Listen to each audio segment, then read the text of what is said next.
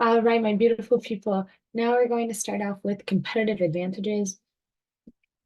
And competitive advantage, it often refers to a cost leadership. So it is a strategic position in which really a company aims to become low cost competitor within its industry while still maintaining this satisfactory profile margin or profit margin, sorry. So essentially what you want to do is you want to achieve operational efficiency and cost reduction methods that really just allow the company to offer the best product and services at the lowest price compared to its competitors while still delivering that comparable quality for that customer. So there are three types of these competitive analysis or competitive advantages. These are mainly cost, product service differentiation, and then niche market. So with the, sorry, again, let me look at my so with the benefit of cost or cost advantages, you have price leadership. That is having the lowest cost, having the lowest price out there because you have the lowest cost of product production in the industry that really just allows the company to set its competitive prices. And this just can attract price sensitive consumers and customers, and that would gain a market share. That's part of it. For the competitive edge of things, which is the product service differentiation, is where your product and services are different enough for you to have that competitive advantage. And then the niche market is basically you focusing on one particular market or industry that's just very niche or niche, whatever, however way you want to pronounce that. And we're going to go through a little bit more within a second. Let's do this. Okay. So there are a few things that you can do to reduce cost. First and foremost, experience curves. These are also known as learning curves. So this is where the cost, it just declines at a predictable rate as the experience with the product or process increases. So this really just occurs because people or employees, they gain more experience, so they become more efficient at their job. And that is where there's, anytime you start a new job, there's kind of this learning curve. After that, you become an expert on this end. You can work with efficient labor. That's a good way of dropping costs. And that means that making sure that your employees are highly productive and their skills match their roles. So hiring the right people for the right places. No frill goods and services. These are the basic versions of product and services that can really just help reduce costs significantly because they don't have the non-essential features. Government subsidizes. So these are things that the government can subsidize, and incentives may be available to companies to offer certain product and services or to offset really the cost of the production or operational costs because there needs to be more of these product design. Simplifying your product can really change how much it costs in terms of components, materials, manufacturing process. Some things, there's this example where I believe it was Delta, they took off an ounce from the papers. And because they had so many papers on the plane, that significantly reduced the amount of fuel being used. So the cost, even though you think, oh, paper is nothing, you reduce it by very slight. Overall, through all of the papers that's available on the flight, that can really lower the weight, which then makes the prices of gas a lot less for the airplane. So those are things like that, small product designs. Changes. You can do re-engineering. That's also the way you're rethinking and redesigning existing processes to enhance efficiency and reduce cost. That may be eliminating redundant steps or streamlining workshops or workflows or automating tasks, all things that would reduce that. Production innovations, these are practically the adoption of new technologies and innovation that can lead to a significant cost saving.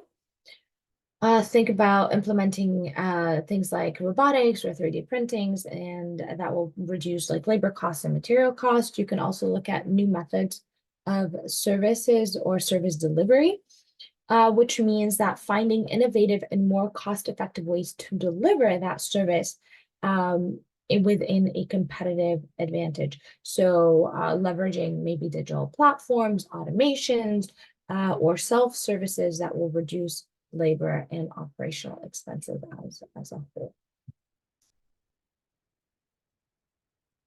So then we have product service differentiation, competitive advantages. This refers to a business strategy where a company offers products and services that are distinct from those offered by competitors. And so here the distinctiveness can be achieved through different features, things like superior quality, advanced technology, innovative designs, exceptional service, or even strong brand identity. These are all things that can make your product and service differentiated from the rest. And then the niche competitive advantage, this is where you concentrate your effort on a narrowly defined market segment. And so by specializing or serving a particular niche, the company just becomes an expert in catering to a specific need and a preference. And so that you become almost like the specialist for that kind of business. So what you want to do effectively is build a sustainable competitive advantage, and that's really just where you want to be, because it just represents this durable edge that an organization possesses over their competitors. And a few things that are sources for that competitive advantage is that it cannot be copied by competitors. So you're looking at unique assets, and this can be patents, copyrights, locations, equipment. You're also looking at superior skills. So really great customer service, great marketing promotion, innovation, supply chain management, and human capital. Things that will help keep your advantage sustainable, continuous innovation, brand reputation and building, customer-centric focus, operational excellence, making sure that you're optimizing the internal process as much as you can, strategic asset acquisition, so being able to get assets such as patents, technologies, prime locations, things like that in the market, employee development. We've talked about this before, but making sure that your employee skills are there, being adaptable, to be able to sustain your position, and long-term perspectives. You're not thinking of the short run, you're really just thinking of the long run and what can happen based on that. And again, we're talking about sustainable competitive advantage. So that makes you, the leader in the competitive advantage, or imitation requires a competitors to. Basically, what you're looking at is, sorry, it took me a second to read that. But basically what you're looking at is your competitor is looking at you and they're trying to figure out how it functions. And what you want to do is the 30% that people are seeing. So let's say you have 100% of your capacity. In the 30% to someone looking from outside looks like the 70%, but really, and that's what they strive to copy, but there's still 70% that is hidden, that is internal process, that is so different, that makes you unique, which makes it really hard for people to copy it and duplicate it. So hopefully that makes sense. All right. So now we're talking about setting marketing plan objectives. And essentially, objectives is a marketing objective is a statement of what is to be accomplished through marketing activities. Very simple. It is a clear and specific statement of what your organization aims to achieve in its marketing. These usually are crucial for guiding marketing efforts, aligning teams, motivating employees, really just guiding that marketing forward. So with that comes the idea of communication of marketing philosophy. So these marketing objectives, they serve as a means to communicate the organization's philosophies and strategic positioning, and they really just articulate the desired outcome and focus areas for marketing efforts. So by defining these objectives, here companies can provide a clear direction for their marketing teams. The next thing you want to look at is integration and consistency. You want to make sure that everything that you're doing is consistent and that your marketing objectives contribute to that integration and consistency. And so this helps you align various marketing functions, things like advertising, product development, pricing, distribution, all of it. It all has to work harmoniously, basically to achieve that common goal. You also want to look at motivation and employee engagement. If your employees are distracted, they're not there, they're not engaged with you, they wouldn't want to continue, okay? You're not going to get your best things out there. So when employees have a clear, challenging, and achievable objective to work towards, it provides them with a sense of purpose and direction. Keywords here are clear and challenging because we always like to be challenged. And a lot of times you go through jobs and you're like, okay, I've done all that I can here. This is how much I've learned. When you have something to look forward to, you want to learn a bit more. And lastly, you want to look at the basics for control and evaluation. And that allows the organization to assess the effectiveness of their marketing plans and just put it into numbers.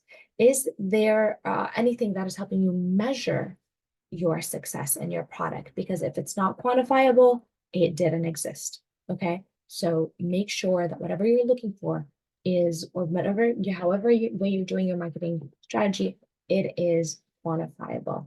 And market objective, again, should be SMART goals, right? Or in this case, realistic, measurable, time-specific, and comparable. Specific, measurable, attainable, and time-bound. This is the same concept, just using different words, okay? It has to be realistic, it has to be measurable, it has to be time specific, and it has to compare to a benchmark.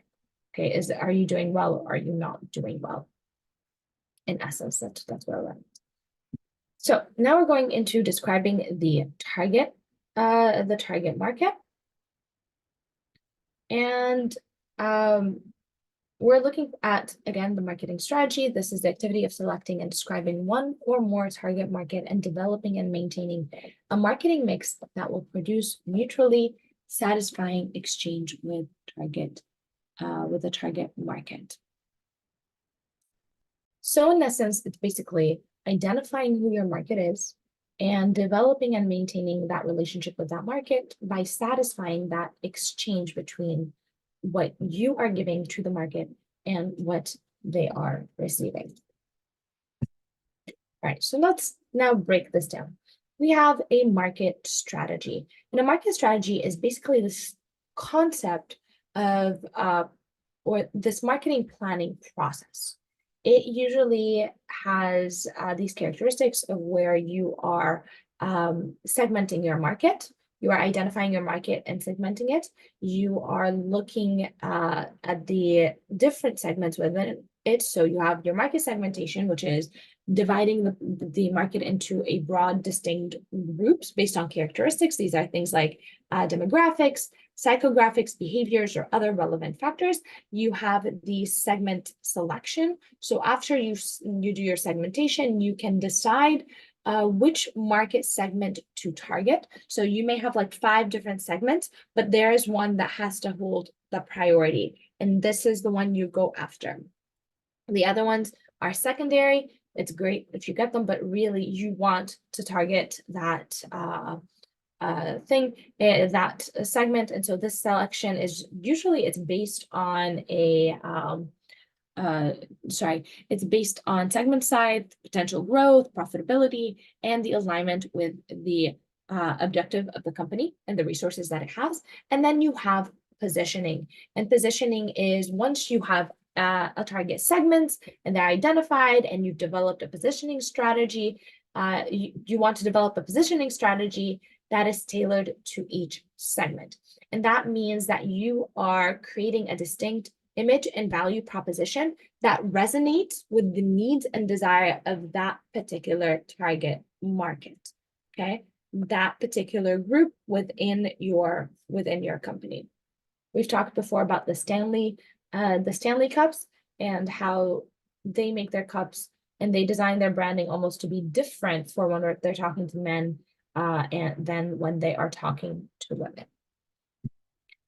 And how do you do these? Or there are 3 general strategies for selecting your target market. You want to appeal to the entire market with one marketing matrix. That's one thing that you can do. So this is called mass marketing, where there is a uniform marketing mix. It's not focused on the different segments in it. It's just overall. This can be something like something that's a standardized product and promotional message. We've talked about water bottle before, something like that. Okay, in this case, you're looking at economies of scales in production and marketing. It's simplified marketing effort, and it has a potential for a broad market. And then the challenges within something like that is that it may overlook the diversity of the customer need, and it has a lot of limited personalization. And here and out in modern times, we are leaning more towards personalized things because we have that data and we've seen that it works. You also can concentrate on one segment, okay? So you take of that, the many segments that are there, you concentrate your approach on one, and that means that the product or service has specialized appeal to a distinct subset or of the overall market. You can also do differentiated marketing, and differentiated marketing involves just targeting multiple market segments with a distinct marketing mix. And so this strategy then it recognizes that the organization's product or services can address the need of several diverse customer groups. So each segment receives tailored product features, pricing, distribution, and promotional efforts. So those are a few of the differences. All right, so we've mentioned marketing mix quite a few times. Now we have to figure out what it is. And this is a unique blend of product, place, which is the distribution, promotion, and pricing strategies that are designed to produce this satisfying exchange with the target. And we'll break it down in a minute. So we start off with product, and product is the tangible or intangible offering that an organization provides to satisfy the need and want of its target audience. This is not just a physical product, but it could also have features, design, qualities, brand identity, and packaging all in it. This is all in the product. So in addition to that, you have product-related decisions. They may involve consideration of product development, innovation, and customization to meet a specific demand. So this is all within the product. It's not just the physical product, but also everything that it comes in. All right. Then we also can be, we can look at, products can also be tangible goods. So things like computers, they can also be ideas or services. They're not just confined to something that is physical, is what we're saying. It can be something that is intangible as well, something of an idea or a service. So consulting would be a service that you are providing. Okay, people cannot touch it, but it's still there. All right, now we're looking at place, and place represents the strategic or the channels that are used to make the product or services accessible to customer. And that usually just involves decisions about where and how the product will be distributed. It includes considerations of retail locations, online platforms, wholesale, distributors, and any supply chain management. All of these will fall into distribution. So this is the physical distribution. This is also the online distributions and things of that sort. And here we are looking at efficient distribution that just really ensures that the product reaches the right customers at the right time, and it improves convenience and accessibility. Next, we have promotion. And promotion is basically any activity and tactics that you are using to communicate the values and the benefit of the product or service to the target market. This includes advertising, includes public relations, sales promotions, social media marketing. These are all part of it. Content marketing is a part of it. PPC, so pay-per-click, things like that. These are all parts of the promotional strategy, and they're all going to work together to give your message out to the people to reach that target marketing. So everything, advertising, public relations, sales, they all fall under one promotional strategy that will hit all of these different roles. Next up, we have pricing, and that's the fourth P, and that is setting the appropriate price for the product and service that aligns with the customer's perception of value. Again, perception of value. You can look at a $4,000 bag that it costs $50 to make, and the customers will still perceive it as valuing $3,000 because it has something associated with it, right? It has a brand associated with it. So pricing strategies, this would include premium pricing, discount pricing, value-based pricing, or dynamic pricing. That depends on the product and the market condition. So pricing decisions directly impact revenue, profitability, and marketing. And so proper pricing strategies, they ensure that a product is perceived as offering fair value while achieving the revenue and the profit objectives. So those are the 4 Ps of marketing. So now we're looking at following up on the marketing plan. And one of the keys to success overlooked by many businesses is to actively follow up on a marketing plan. Again, this is very, very important because it's not like this one document that you just create and it just lives there. It is, think about it as a living, breathing document that you want to grow, to help you grow, right? The more you feed it, the more you can get out of it. And so you want to make sure that once you create your marketing plan, you don't just leave it alone. You assess it, you add to it, you change it, you are measuring the progress and identifying challenges and opportunities. You're looking for accountability. You're looking for ways to adjust your strategy. And those are all things that are relevant in this case. We start off by implementations. So implementing is a critical phase in the marketing process because it really is the starting point. It is a well-structured marketing plan. Really, you have to put it into action. Otherwise, it's just a document that sits there. Okay. So basically, you want to, through implementation, the requirement would be delegating authority and responsibility, which means that who is assigned, like who is in charge of certain tasks and who's responsible, or who are the individuals that are responsible within a certain team or within an organization to effectively delegate for these people, so that, or for these processes. So almost each person is in charge of one thing or two things, and that's how we track it. You want to determine a time frame. Again, we talked about SMART goals. Determining a time frame, very important, and you want to allocate your resources correctly so that you're able to implement and sustain whatever it is that you are implementing.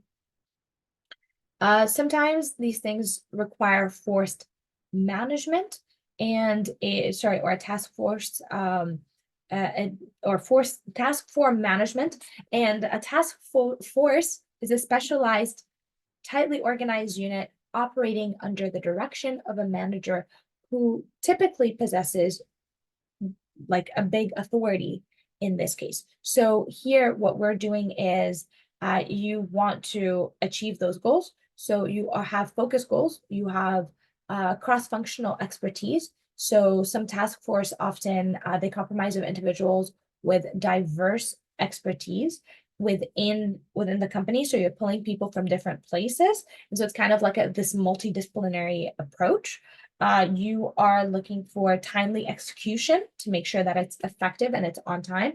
And you want managerial authority, which means that the manager leading the task force typically has significant decision-making authority so that it is effective and so that it is implementable. So that's kind of the cool thing about that. All right, again, evaluation, very, very, very important. You want to see if you're actually doing what you're supposed to be doing. So is this marketing objective, have these marketing objectives been achieved during a specific time? Again, if it's not quantifiable, it didn't exist. You kind of have to think about it that way. If it's not quantifiable, it did not exist. That being said, of course, you have qualitative research, that's a little bit different, but for you, it has to be measurable for you to see if you achieved your goal or not. Unrealistic, 4 common reasons as to why people or companies fail at achieving marketing goals. Unrealistic marketing goals. I cannot say today I'm going to reach 1 million people when I have 500 views, okay? Or 500 customers. Inappropriate marketing strategies in the plan, poor implementation and changes in the environment after the objective was specific and the strategy was implemented. So these are outside forces like what's it called, like the pandemic that happened. Okay. So now we are looking at control, and control just provides the mechanism for evaluating marketing results in the light of the plan's objective. And it provides this mechanism for correcting actions that don't help the organization reach objectives within the budgeted guidelines. So essentially, you are fixing whatever needs to be fixed within that thing. All right. So there are 4 characteristics of a marketing audit. This is when you look at your marketing plan and realize, oh, okay, well, this is what I can fix. This is what it is just set. Okay. So those are the 4 characteristics of a marketing audit, is that it has to be comprehensive, which means that it has to be thorough. It has to have like in its scope, it has to encompass a wide range of marketing activities and aspects within the organization. So it goes beyond that surface level examination, and it just really delves into these various facets of marketing. And that includes market research, marketing strategies, product development, pricing, distribution, all the 4 P's of marketing. It has to be systematic, which means that it has to follow a certain structure and a certain methodology. It has to involve a step-by-step approach for gathering, analyzing, and evaluating data. It has to be independent, which means that it has to be conducted by a person or an individual or a team who is not directly involved in the day-to-day execution of marketing. Otherwise, it's not really an audit. Right? There are biases that we're trying to avoid. And the whole concept of this audit is to make sure that it's actually working. And it has to be periodic, which means it has to be carried out on a specific time or a specific schedule, once a year, once every quarter, once every 2 months, whatever the case is, depending on the company. And what do we do post audit task? We want to make sure that the audit profile exists, like it shows the weaknesses, it highlights things that are not working and things that need to be, things that need to get better. It ensures that the role of the audit has been clearly communicated, and it makes someone accountable for implementing the recommendations. So you're making recommendations, but you also want to make sure that someone is there to implement these things. Okay, there we are. Now we're moving on to effective strategic planning. And this is our last thing for tonight. And effective strategic planning is essentially a dynamic and ongoing process that plays a very important role in making sure that you have a long-term goal and objective. And so you want to ensure the success of the planning effort. You want to then give continual attention to strategies. It's not a one-time event. It's an ongoing and evolving process, a living, breathing document kind of situation. You are looking for creativity. So this is essential ingredient in effective marketing strategies because you want to think beyond the traditional boundaries and exploration. And lastly, we have management commitment, and that is the foundational element of effective strategic planning because it starts at the top with the with the senior leadership and just cascades down the organization. And so the management has to be fully committed to the strategies for us to be able to implement it. All right, my friends, that's it for tonight. I'll see you next time. Bye, guys.